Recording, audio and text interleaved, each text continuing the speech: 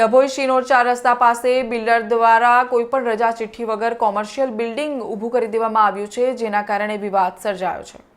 ડભોઈના circuit હાઉસની સામેની જગ્યા કે જ્યાં અગાઉ લાકડાના બેન્સા હતા તે જગ્યા પર માલિકો દ્વારા કોમર્શિયલ કોમ્પ્લેક્સ બાંધકામની જાહેરાત કરેલ છે, જે બાબતના ખાતમુહૂર્ત સહિત બુકિંગ સેરેમની કાર્યક્રમ પણ રવિવારે યોજાયો, જેને લઈને સત્વરે જાગેલી પાલિકા દ્વારા નોટિસ ફટકારાઈ છે। એક તરફ નગરપાલિકા પરવાનગી વગરના બાંધકામ બાબતે નોટિસ આપી કાર્યવાહી કરે છે, ત્યારે બીજી તરફ આ જ કોમ્પ્લેક્સના બુકિંગ સેરેમનીમાં નગરપાલિકાના પ્રમુખ બિરેન શાહ સ્ટેજ ઉપર બેસી અભિનંદન આપતા જોવા મળ્યા, જેથી સત્તા પક્ષ અને અધિકારી વર્ગ આમને સામને હોવાની ચર્ચાએ વેગ પકડ્યો છે। કોમ્પ્લેક્સના ખાતમુહૂર્ત સહિત બુકિંગ સેરેમનીની જાણ નગરપાલિકા તંત્રને થતા નગરપાલિકાના ચીફ ઓફિસર દ્વારા લેખિત નોટિસ ફટકારાઈ છે।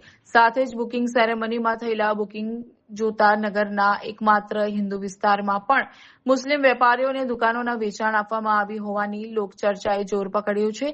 ઉલ્લેખનીય છે કે પાલિકા દ્વારા જે નોટિસ પાઠવેલ છે, જેમાં સ્પષ્ટ કારણોનો ઉલ્લેખ થયો નથી, પરંતુ આ બાબતે નગરપાલિકાની પરવાનગી રજા ચિઠ્ઠી મેળવ્યા વગર જ કામકાજ શરૂ કરેલ હોવાનું નોટિસ પરથી જણાઈ આવે છે।